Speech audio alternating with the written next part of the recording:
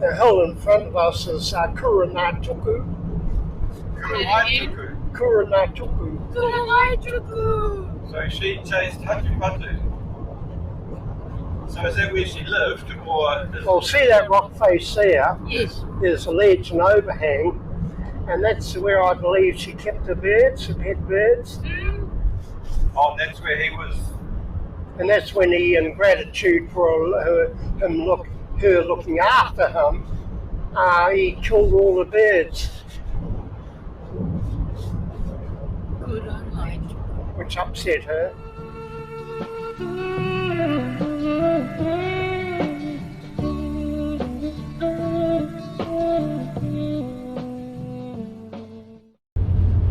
Kia ora koutou, Jeffrey Addison here, and the date is November the 17th, 2021. We are on our way to Tokoroa to look at some sites of cultural significance, and looking forward to learning things about this rohe we're going to. In the car with me is one Perry Fletcher and Whaitaima te whare. So here we go, off on another adventure.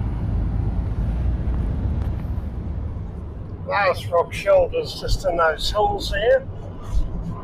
The rocks there is quite a good sized shelter there.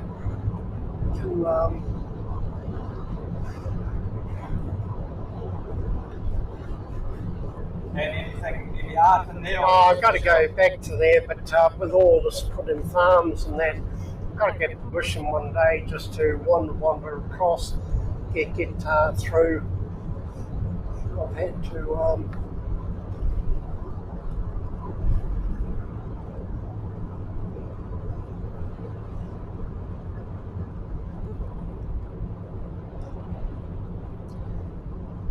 I've pretty well covered all the forests thoroughly, right through from Wamaku, right all the forest can left both sides, and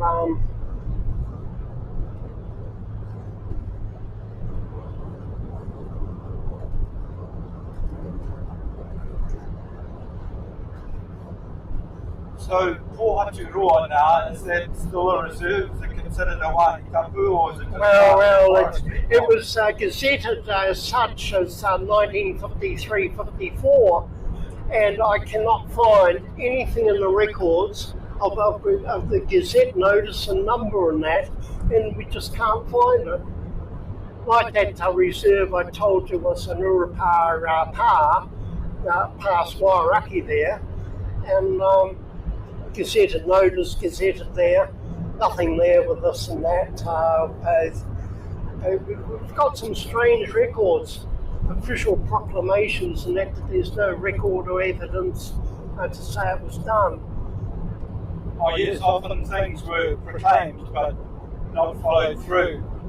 Sir Keith Holyoake proclaimed a walkway linking the three foreshore reserves at Waitahanui back in 1980, and on all of the titles of the land since then they've got subject to a right of way at such and such a place, but it's never been put through. And when it got surveyed in the early 2000s by Chill Consultants, the adjacent homeowners just pulled the pegs out. Within 2 weeks it all vanished again. Well, that's right. The proclamations, I used one of his proclamations that time for Waipihi Bay, and where they put timeshare units. And in the end, for all my work, the council, the Pura Council, at that time absolutely useless. Spent months and did nothing. Took me half an hour to put everything together, half an hour, where they took months and came up with nothing, including finding the proclamations and that. But at the end of the day, the owners have gone right to lake water, right away access and readjust the proclamations haven't really meant a thing. No, same in Waikato. That's exactly the same. Exactly the same. So can you tell me, Perry, I remember on our trip out to Auckland, you talked about being around when the Burrow brothers came over? We must. That was for the quarry at For the quarry. TeWhare. So is there... Burrow's brothers came from Tokoroa, Oh, and they got. I remember them coming in the office a day and wanting something set up, and so they got the quarry that's working to this day. yes. Okay. To this day. That was all about 1963, I think it was. Oh, I remember the day they came in, the Burrows brothers. I happened to be round. Don't ask me how I happened to be round all these places when things happen. But, I used to drive a truck.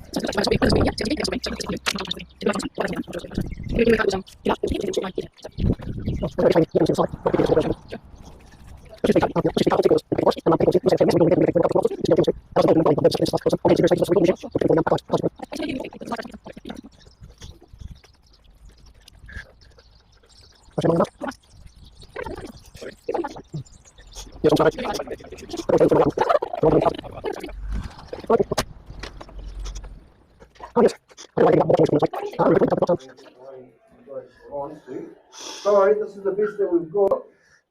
All the bigger rooms have been previously booked out. There's only 3 of us. Cool, yeah, so Five.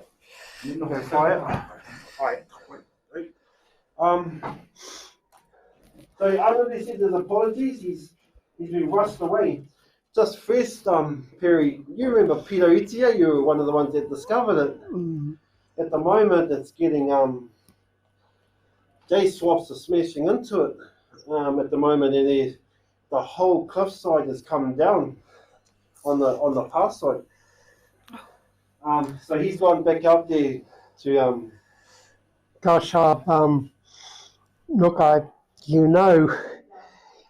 fortunately for the peace and goodwill of the community, it don't involve me to sort things out. But I've had more than one whole forestry crew sacked in the past for defiant breaches of Wahitapu Urupā. Yeah. And that's not all ignorance, that's removing Urupā posts and fences and putting machines through, and then carefully putting them back as if nothing's happened. Too many stories, eh? So it's the categories in Polymorph. Is that what? That's what.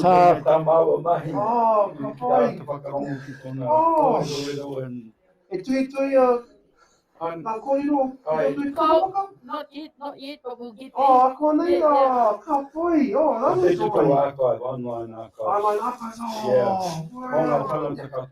It's not to be used for land wars, it's to be used for everybody to access history. Yeah, exactly.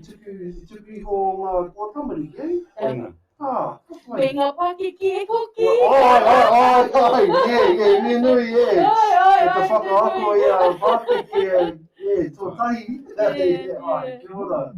We've had in the past where elders been on native affairs programs and that, and I've got sort of tapes of them where elders have been most concerned about different things and that. Now the young people are happily wanting to lease, build, cash in, and that's an important thing, keeping some of the records too. So true. Yeah, you lost without it. Oh, what an amazing bit of work. What Whaitaima, I thought you were under. Cold. Oh, Yeah, I okay. think I probably think someone under the cold for Yeah. two couple home. I work alongside Anu. I'm a project advisor for the environmental team. Yes. I met Perry beginning of last year. Yeah, you were through the trouble with the pecking order here. You'll get promoted and someone else is replaced. Yeah. But Anaru, Phil, we hung in. Phil. Yes. Do you mind if you're in this as well? Not that I'm purposely trying to look at you, but Get the boy, if you kōrero, kia ora, kia ora. One of the things Nigel got away with, I thought he was taking photos and not recording me. So I was giving everyone a kick in the pants. And next thing I come in the office and he's showing me the films here.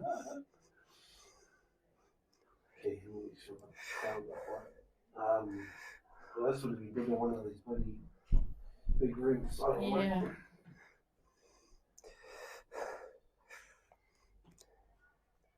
If I knew this, I knew it here.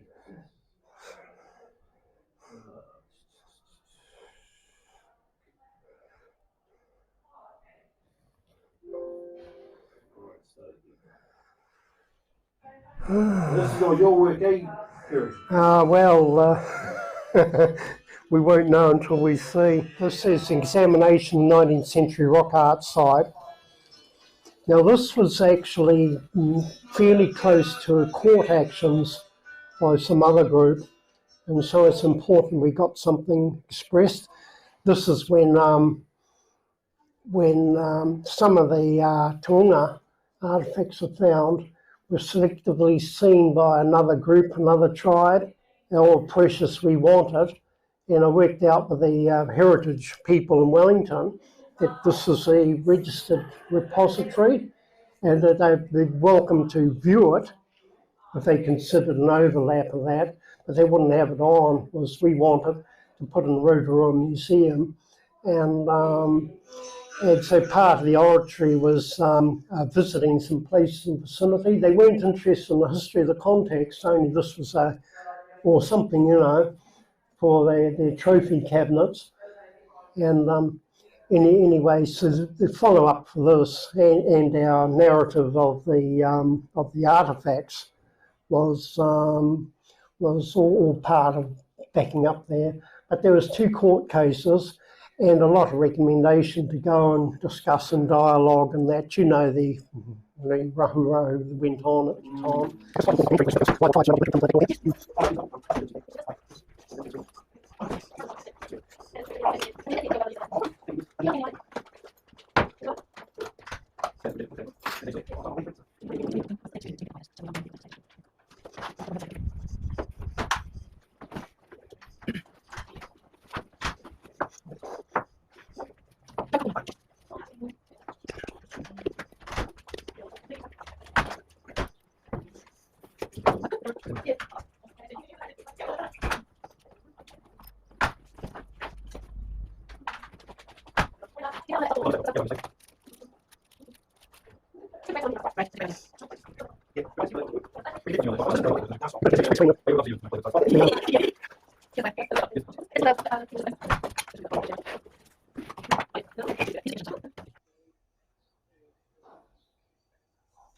And of course you can test me, but try any easy way unless you're walking down the gully and dropping it the other end. This is the only practical way to come. How long ago was this shot? 2007, I think, December. So you would have been about 92 then? Well, I feel like it some days. This is way down a steep slope, only a single pig track. I challenge anyone to find an easier way. So is that where we are going today? No. Okay. Oh no, we're only going round the corner.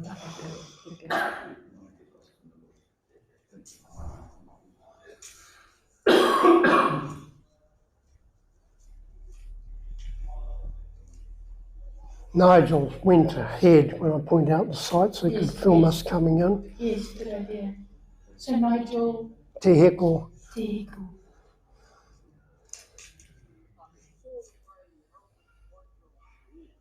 So you're used to being around gorgeous young Māori women, aren't you? Don't see them in here at the moment. See yourself being the exception. You just got that in time. No, I always give them a mental hesitancy. Keep them going.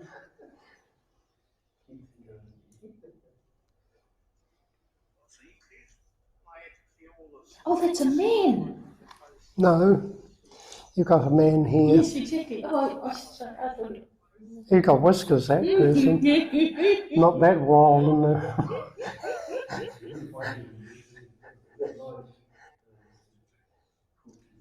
So what's your impression? So you're at the site now? Yes. Like I said, it's absolutely dry, but the ground is bone dry.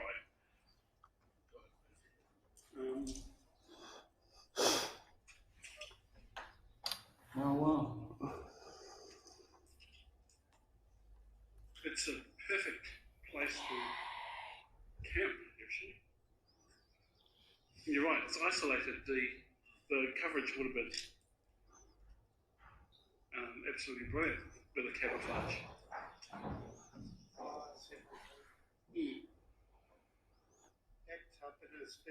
Wood, that's dark TeWhare wood.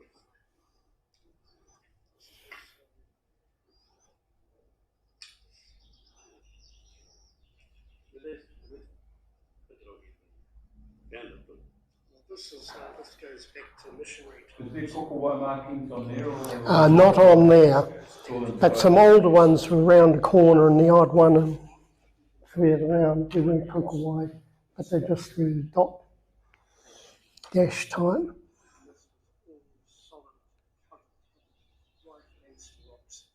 Same this side, we've got a bit of the spray, and there's a little bit there, another waka in. Another waka, so dressing it, doing the waka, the same chisel work that happened there, and this I see the whole, yeah. see there, and there at an angle. Going down, I showed where the muskets were fired from above. Dug out the lead to lead, musket. Oh, so there was a bullet hole. Musket, yeah, lead. So someone had been firing at them. Yeah, the carvers. There was a whole ritual history. Do you think they were firing at the carvers? Yeah, at the carvers. And the covers. Oh, wow. See, that had been So just stop that. standing, and the original composition was this. This way, up the details at the end, stern and prow. But I couldn't see any of it at all. I was only forcing my way through here. It's such a recurring theme, isn't it? That had been ritually chiselled and sunk. And there on Court Tainui.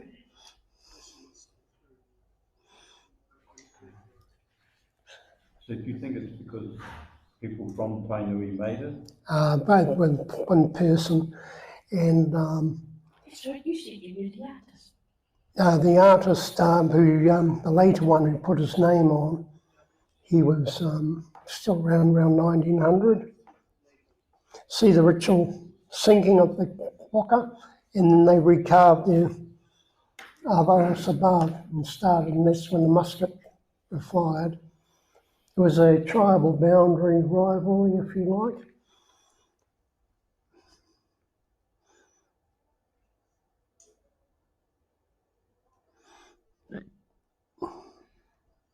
Yeah, they must have had some hard tools to whack away. It was fairly solid. Rock. It's not crumbly rock, eh? It's quite grain. I've got still photos of them when I was there.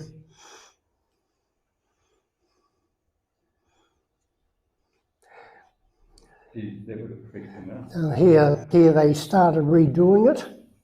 But that's another name. And they started and then doing another waka after the Tainui one was knocked out, and it was never finished. A couple of musket holes at an angle halfway down the slope we're walking down, and then suddenly it was all abandoned, whether they hit the carver or not. We've been rumbled. Let's get out of here. Because it almost tells you what the name Kumamai or something. Is that what it says? Kumamai.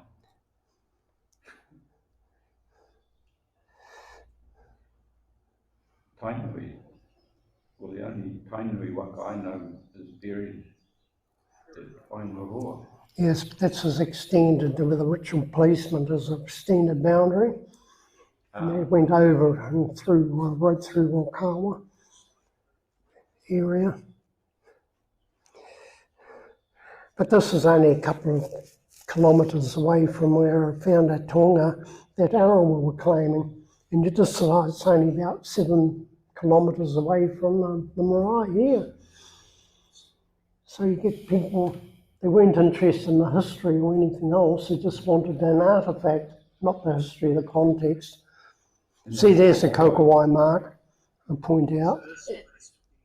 Is there kokowai in there? No, been applied on a few places. That wasn't on the carvings, could have been just a bit earlier than that. What do you think the contextual purpose is for those kokowai markings? Just for the people familiar with it as a shelter, to stay in camp. So Jeffrey, since you're the writer, Yeah. are you the one who's going to be taking the So why was it ritually sung? Sorry, Perry? I missed that. Oh, that's ritual.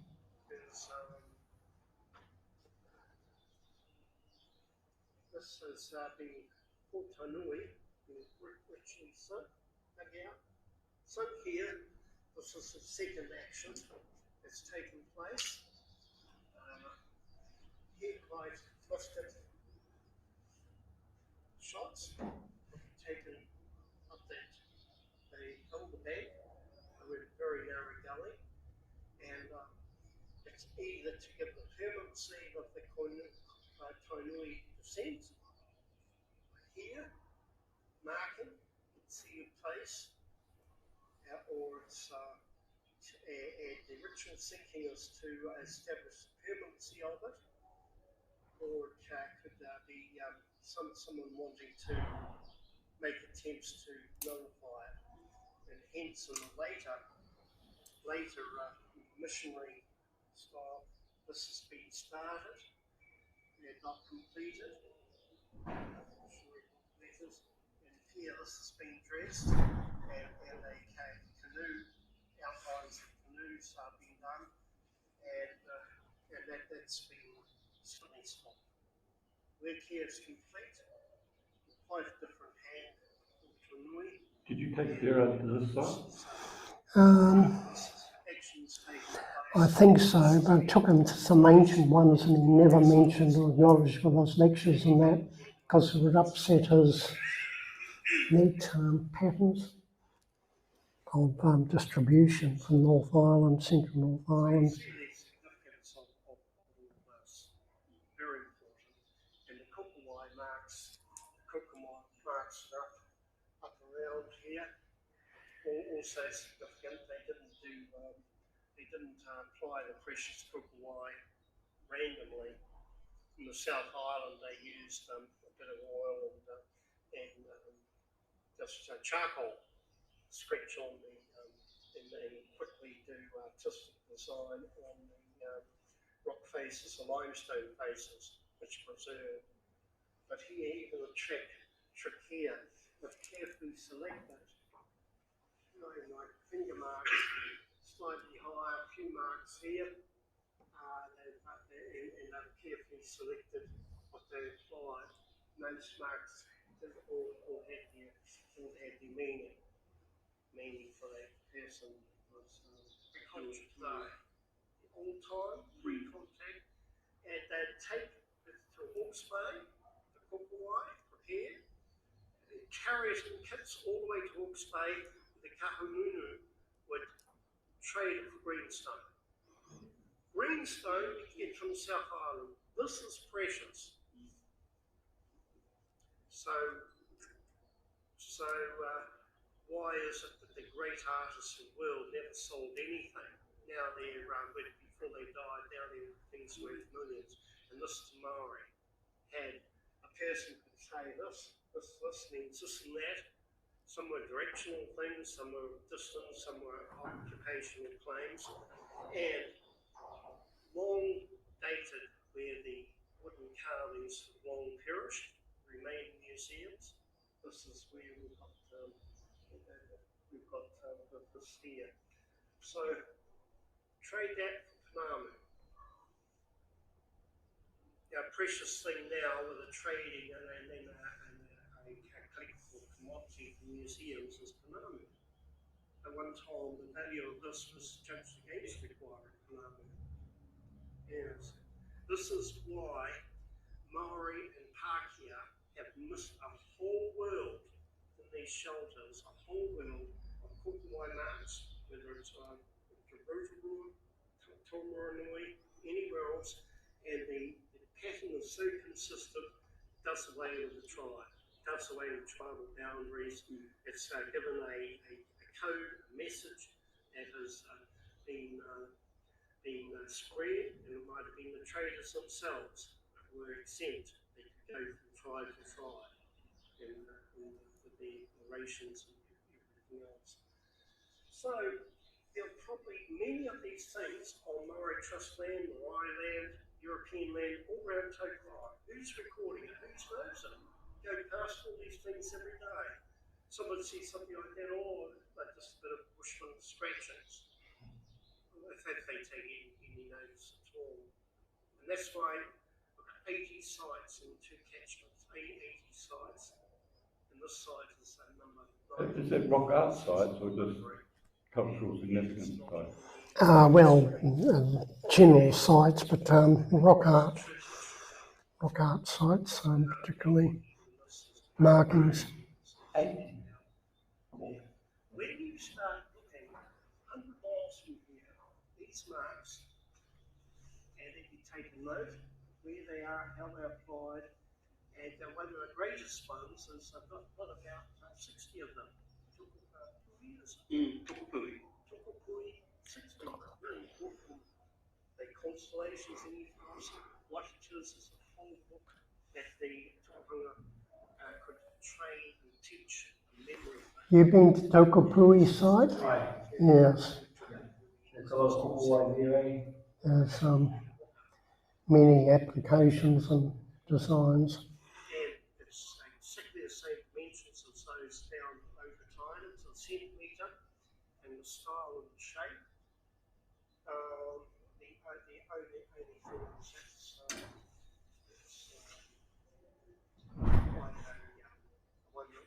some of the ones there are carved.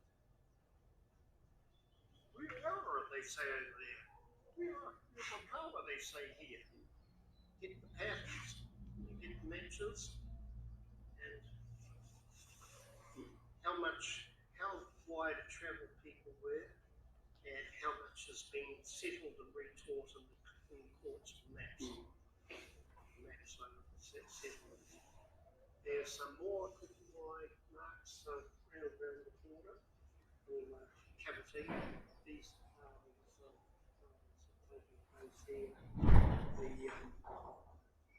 what's under the ground could be a time capsule. It might be just a very narrow time of use.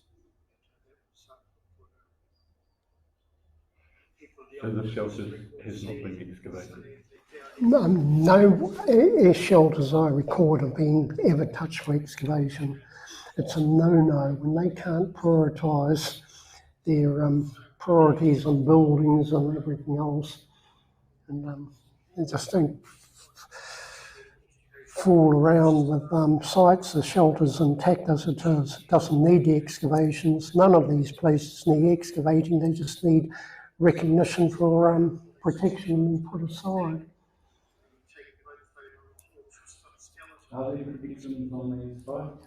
Yeah, well, you've got we log them as such certificates on our database. So these sites in category A, they need to be elevated up to be part of the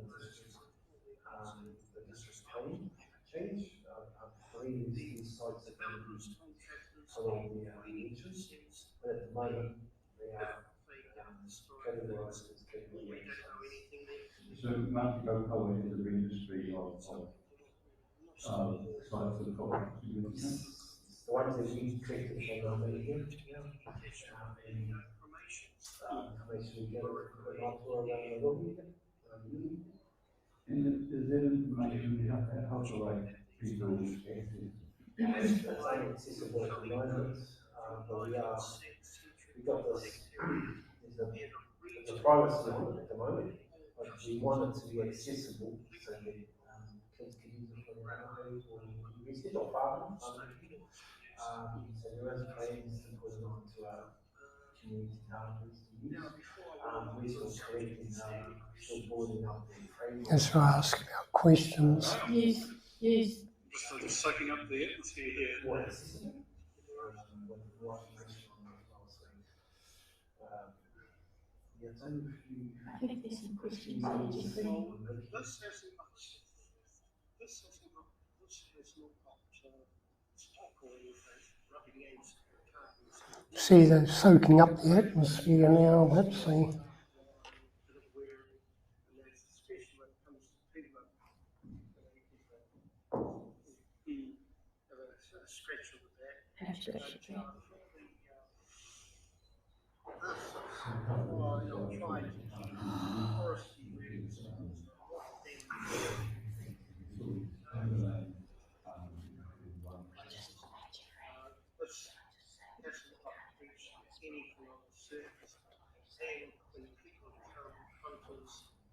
Foresters, and there's been things like Artefacts just picked them up and taken them. And so carvings that known taken 1950s from opposite Tiki carvings. Last I heard putting someone's garage, we all need now carvings. And so what they are, no record, nothing out inside. So stone carvings is significant, and what they've done is they've had ritual thing. In effect, it's not too for retire. It's not everyone else who got in money cultural. So cultural, and then there's this and that stopped, and then also they're going to redo their own. So the fact that it's English but called Missionary contact period. yeah, it shows the Well, that's why I got those 19th century, in 19th century.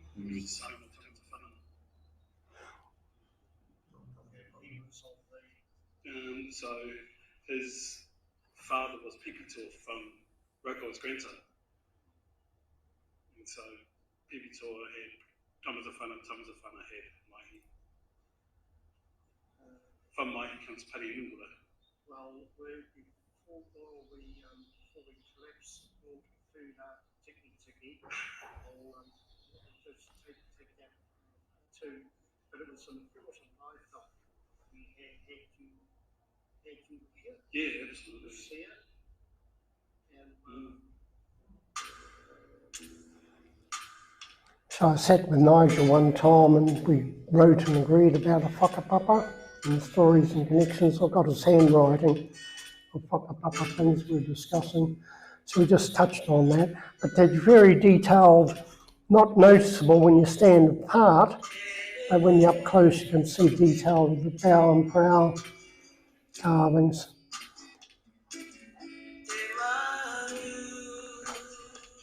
and Rocky Wild was good. You see a lot of podcasts there that have been good for your son.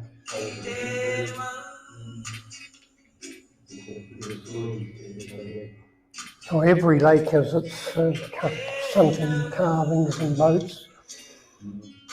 Told my family there's some small lakes going towards Rotorua. But whatever to retrieve or anything, it's all he just hears the stories.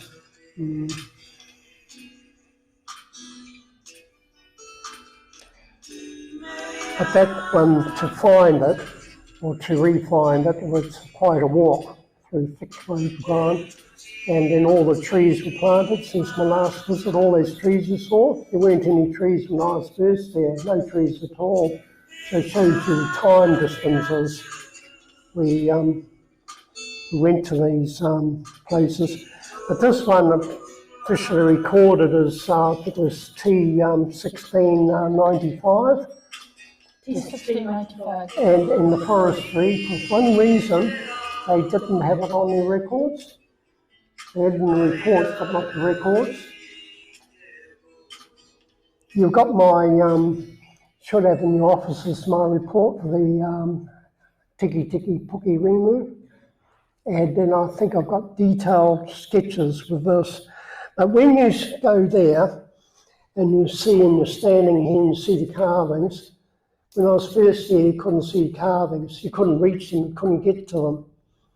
I cleared all that myself with a slasher, clear all that. And the Himalayan honeysuckle and others, it was just hard against the rocks. And I forced myself through pushing aside with my back, pushing aside, and that's when I saw a lion. I thought, this is a carved lion. That's how I uncovered it. But I struggled and pushed and broke back.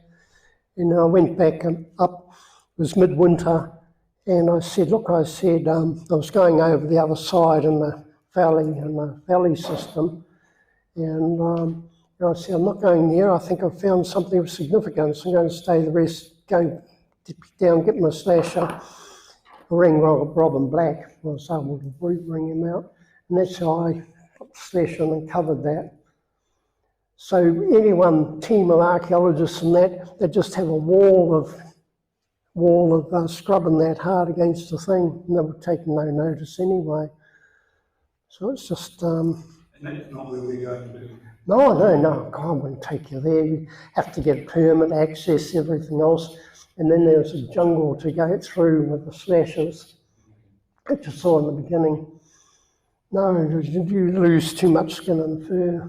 I noticed those tiny ones there incised by what looks like steel tools. It's that sharp. Yes. Different to the stone tools. Yeah, see, the post-contact period, especially with the introduction of metal tools, and people came here before even the missionaries came with the ability. Most of them liberated from 1833 slaves from the Ngāpuhi raids and displacements. They came back with the ability to read and write. And that's what they started applying. And they would have been getting steel off the sealers and the whalers. Oh, they'd get ship spars and sharpen them, air conditioning, everything else, and quality control and storage and display. There's got some old friends around here. There's they archive the records, different. Look at how much is here, Perry. I know. Comparison. Now here, there. This is the one I've recovered. Now, Historic Places Trust said these are the ones I've recovered. See the concentric fine work, all stone tool, pre-European. But the Historic Places Trust said regarding this, it would cost $700 to preserve it. I've seen Perry Fletcher found, and he's paid by the forest. The forestry can pay for preservation. You know, I said rubbish. Sent it to Auckland, it cost about $120. Historic Places Trust are an obstacle for finance and everything else. They feed on misinformation. So that's the one in the context that I got those two fragments. Everything else, unfortunately, had turned to earth. Just pure earth. I don't know that you Don't touch it. Jeffrey. Oh, there's this thing, there's a phone number. Yeah. These drawers would have your records and that, wouldn't they? And but this is better the layout than the Taupo Museum. Oh. I've taken down all the photos. I've taken away labels. Oh, Phyllis done an amazing job. And what's on display here is like, there's 20 times as much artefacts as in Taupo Museum. Like, there's nothing there. Well, there's some things that should be here, not at the Taupo Museum, because they're probably in the Raukawa area that have gone. But the trust. There's so much here. I've still got things I want to bring in sometime. The wooden things. Yes. Now, when I refer in that record about a lot of carvings going and end up in the shed in Tokoroa, I couldn't track them down. They were taken in the 1950s, and they were whole probably carved figures, and then one of the bushmen came and just salvaged them. Where's the record and where's the loose? That's why I say don't excavate, just leave or protect till you get something proper. And that farce of the so-called waka in the Taupo Museum, that was just known by all the locals, and that was a water trough. Now it's become a war canoe to end war canoes. And well, thank you for that. Oh, no, anytime. Thank you. Supported, yeah. Yes. I see Anaru's kicking butt. Yeah. That. Yeah, he is. Good on him. Definitely is. Yeah, it's a big co-pop of that one. Okay, I'll put many. To make a day, Yep. I could show you something, our journey to here, Yes. some of the important sites or big sites. I mentioned Tuata, for instance, and there's a huge history that people lost knowledge of the places and everything else in the history. Yes. And I tried to bring that back in that Tatua report, and that's why I've just got that first one.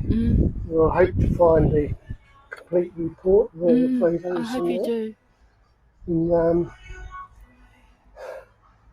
yes, but there's so much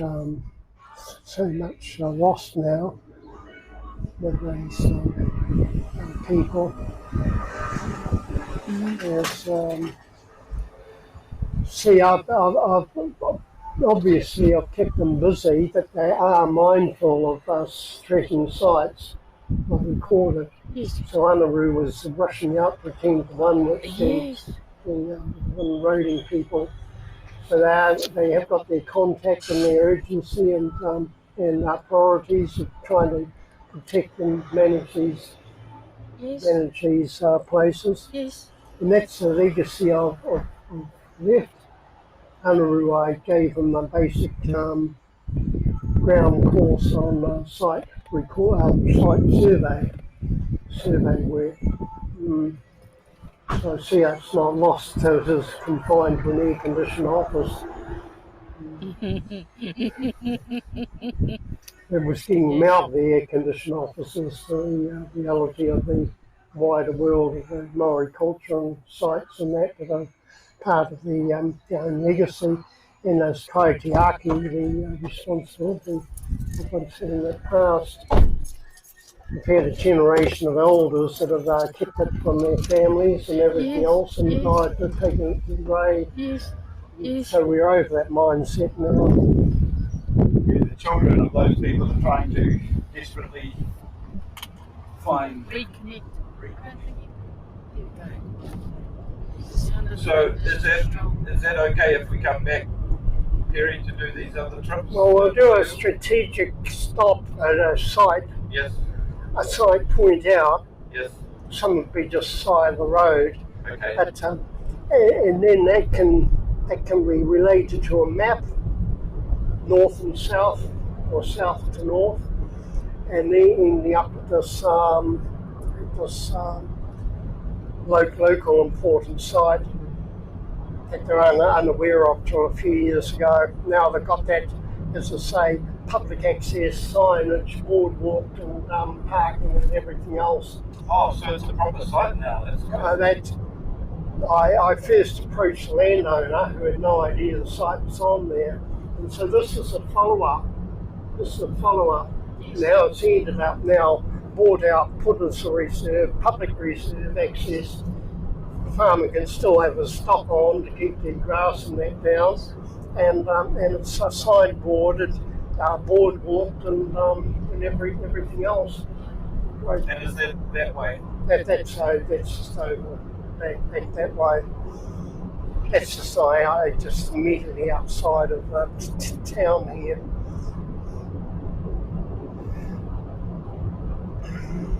So there could be quite a few interesting, between Murupara, Tokoroa and Taupu, there's quite a few land-based rock sites, aren't there? Well,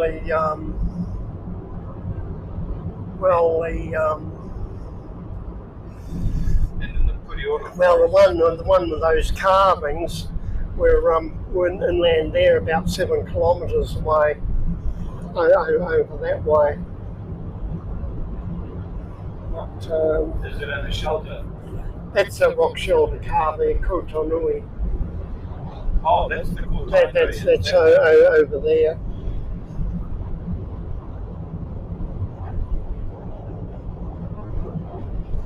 And so, how did you know about the Whaitaima? Did you just find it? No. That was 100 historian archaeologists in Maori wouldn't find it to this day. Even if they were there, they wouldn't see it because it was just a total thick wall of growth hard against the thing. And to force myself, all my strength just to push away, to get through. No one else would bother doing it. And why do it if they don't think there's anything there anyway? So that's the difference that I do.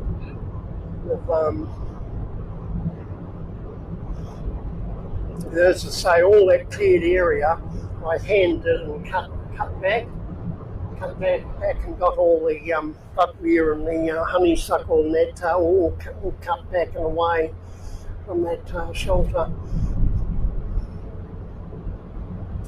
Yeah, I thought the one in Murupara could do with a big, cut back all those corners blocking the sunlight from hitting the shelter. To kill off the moss that's there. It would be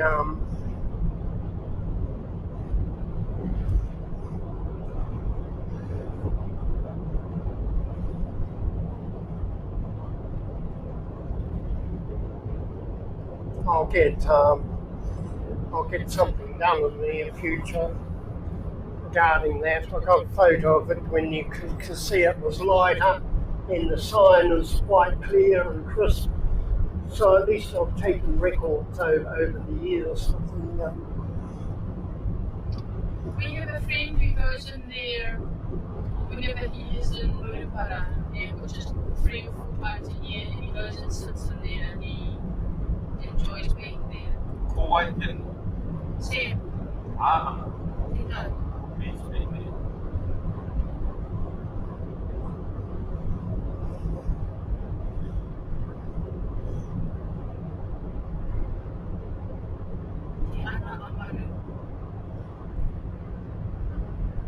I used to go through here all the time, down here and through security, and did work all these forests for a couple of years.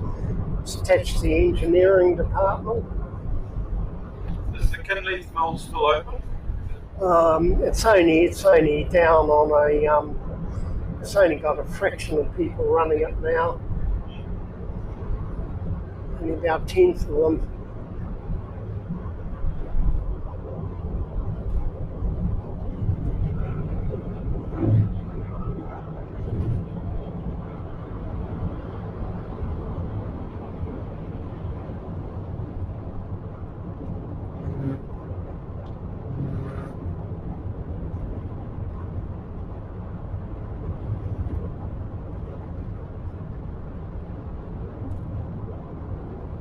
you mind putting on your seatbelt, please, Perry? Oh, look, I feel more comfortable. no, I wasn't aware it was on. I was feeling this round my neck.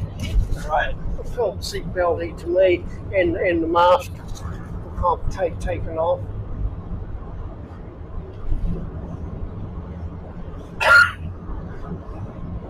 I mean, I'm not planning to come to an abrupt stop at any time, but we never know.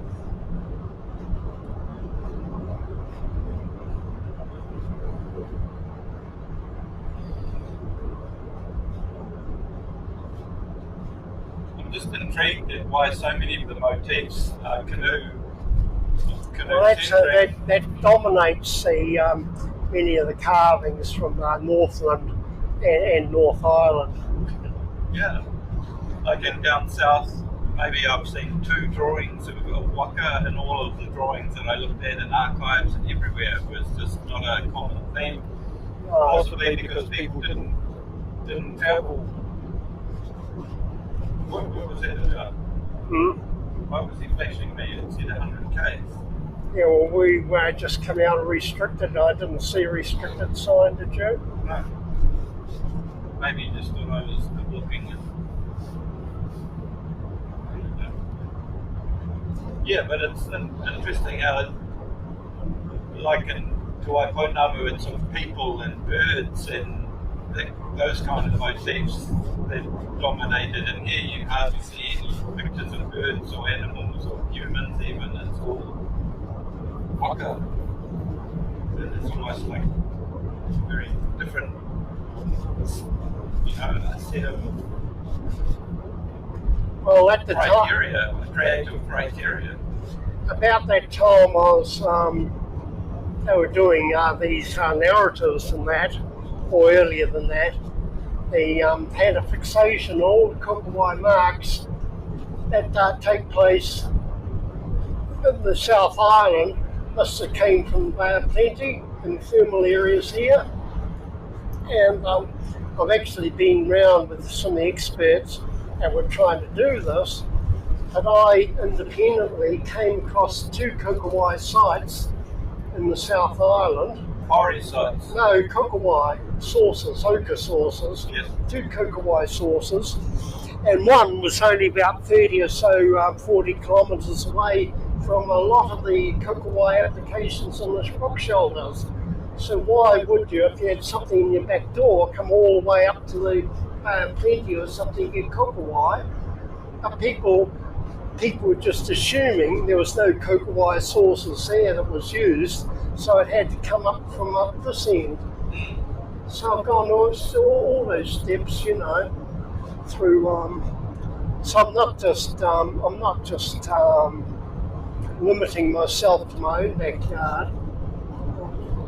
I've worked out assessments and done assessments for all of North Island regarding the variations and varieties and the whys and wheres, and that's why I tried to stress on Jared.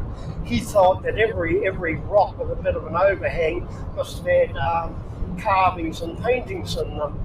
And because in the South Island, about every limestone overhang has got all these things. And I couldn't get through him that the mindset of applying where he came from, that it was an uncommon thing, and where it was put was a very deliberate, purposeful thing, where they're placed up here. Hence the stories I was trying to give at that Kotonui and the contact period with the skill in writing and the use of metal tools. Do you think those Murupara carvings were made with metal tools? No.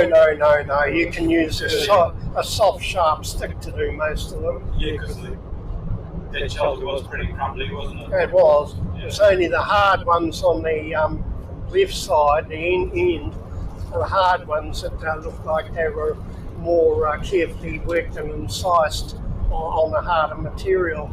And as such, they looked a little bit different too. That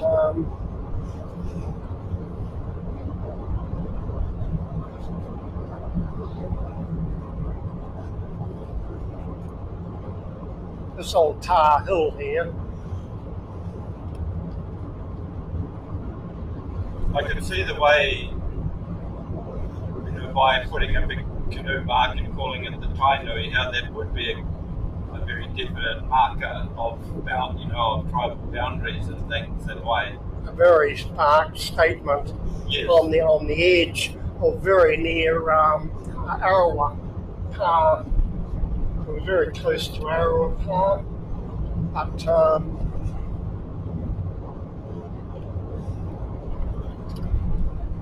and when I say Arawa, there's Ngāti Kaoroa.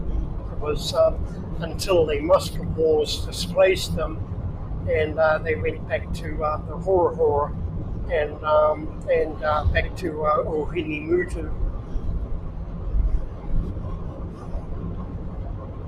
So I've identified, worked out the places, and a fair bit of the histories concerning the Raukawa and the Arawa peoples into these areas.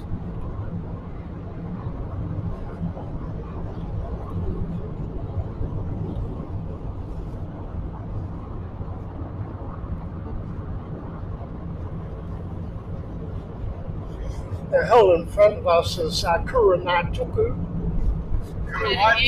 Kuranatuku. So she chased Hatupatu. So is that where she lived, or? Well, see that rock face there? Yes. There's a ledge and overhang, and that's where I believe she kept her birds, her pet birds. Oh, that's where he was. And that's when he, in gratitude for her looking after him, he killed all the birds. Good on light.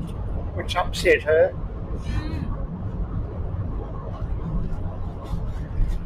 Yes, that's not being a very good house guest.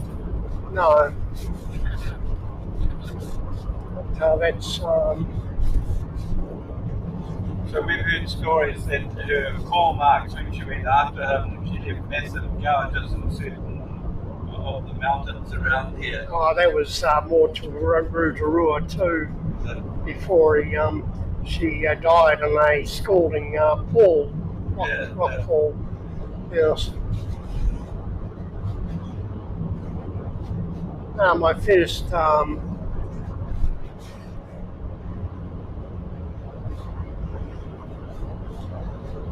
there were some big rock shoulders and caves here, but when they did the initial lot of forestry, they delighted themselves in pushing all the trees, the rubbish and the slack over and half filling the caves.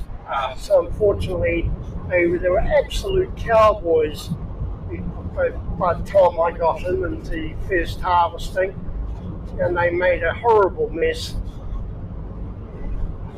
So the big caves in here, no sight of them now. I see some rocks there, a big cave in there. That's it. And I've been all through all these hills. These,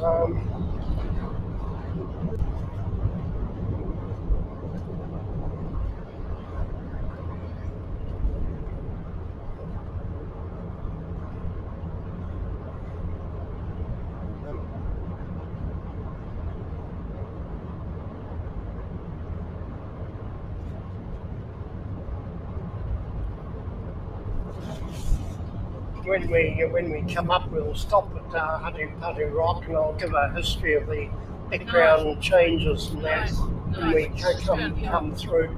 But that in the end, just became there were more rats running around than people. Well, we know it's 22. We can better keep going. Be too late.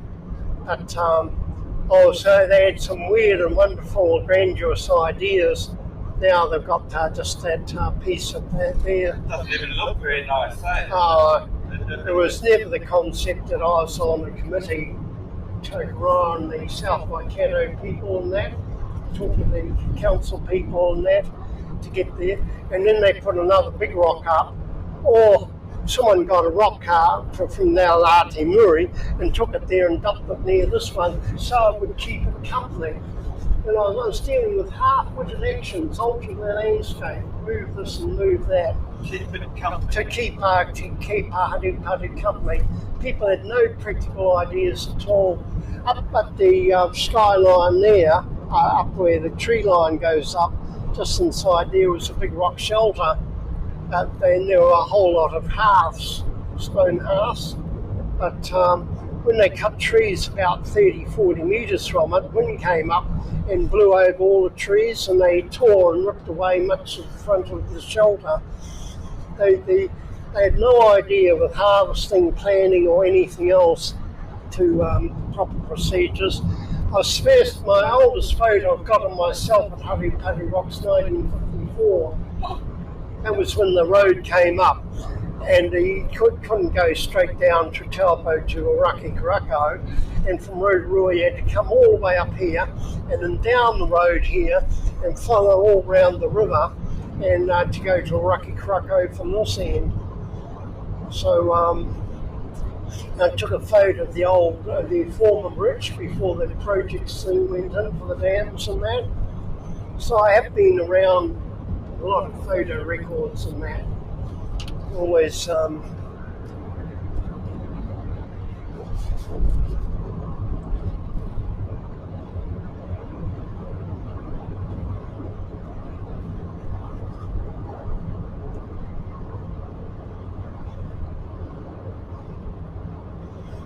coming through here, I could always stop anywhere and always get someone give us a feed.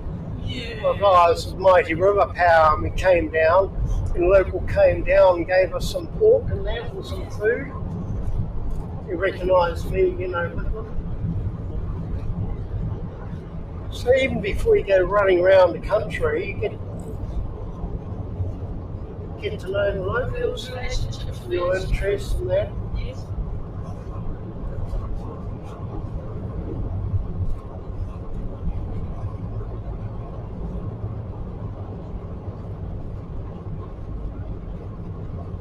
Amazing that Raukawa can get it set up like that, but TeWhare hasn't. That is why if TeWhare tied and stuck their nose in the cloud, lack of oxygen to the brain, I would have had them.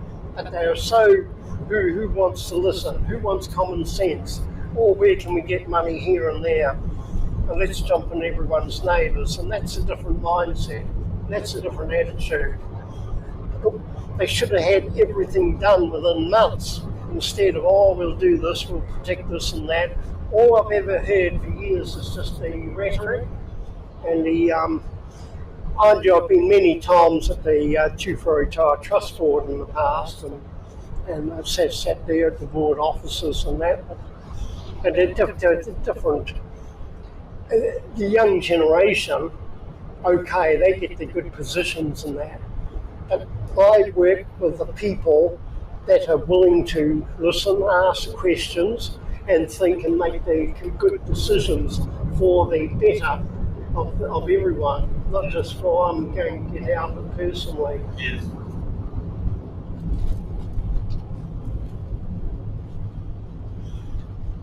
And this is why our little journeys, we touch base with one or two people, and you'll find a difference without sharing, accommodating, and genuinely friendly with the interested. Honoured by your presence.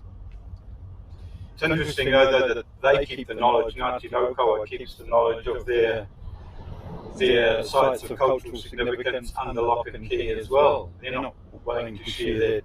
Oh, they do, but they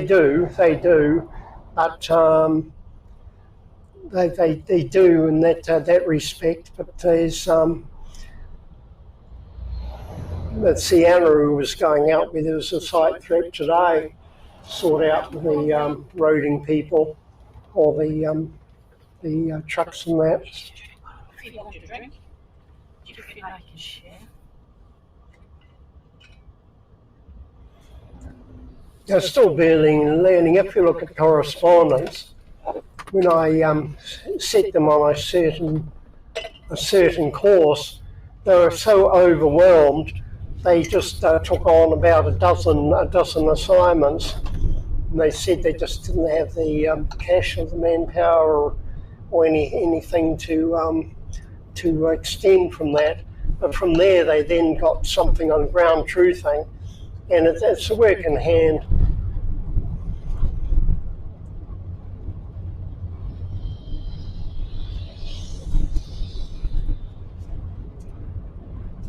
Just because something hasn't been done yet doesn't mean it can't be done. Oh, they're not aware. They are aware of the problems.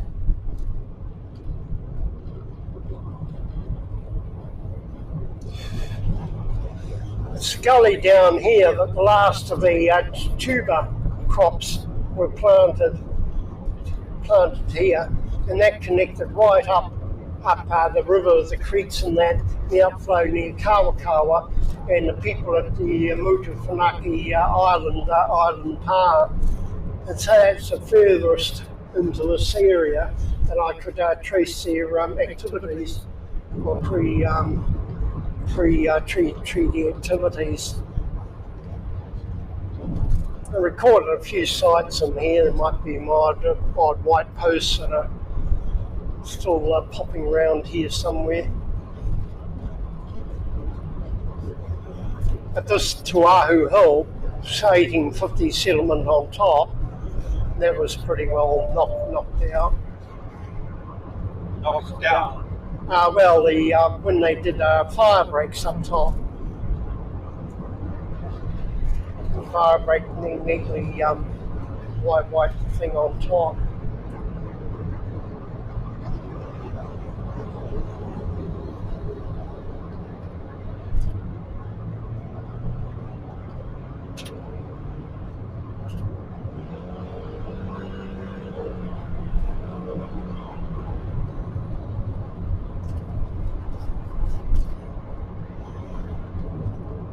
I would say it's a hang of a difficult hill, and at the back of it I found old Maori trail, or Maori track.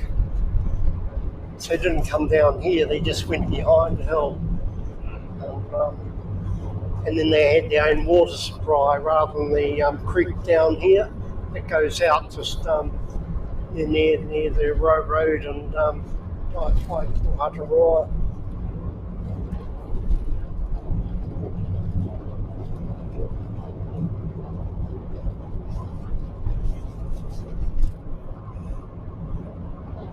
I climbed up the side after 3 attempts to look for Tuahu. I was up there and I took a photo. It was hard to get through because they had all the super jack and that all threaded through everywhere. So I went back to an older, and when they first put the farm in here, the farmer came across the skeleton, and that chap had a briefcase. This might be 1920s, 30s, and the police didn't want to know about it.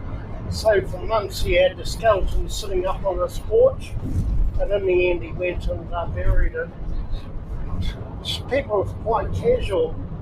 Now a single bone and they want to stop whole projects, you know, the difference. Yeah, maybe that's another contributing factor as to why they're suppressing the knowledge of where certain sites of cultural significance are, so that they can grab the bones if they find them and no one will be any the wiser.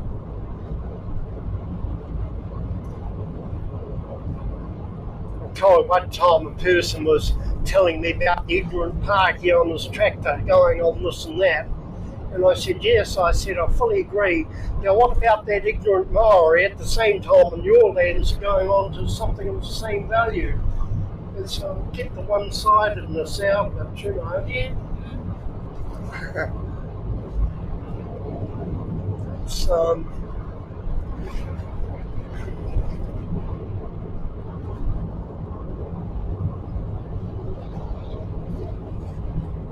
dear, oh dear.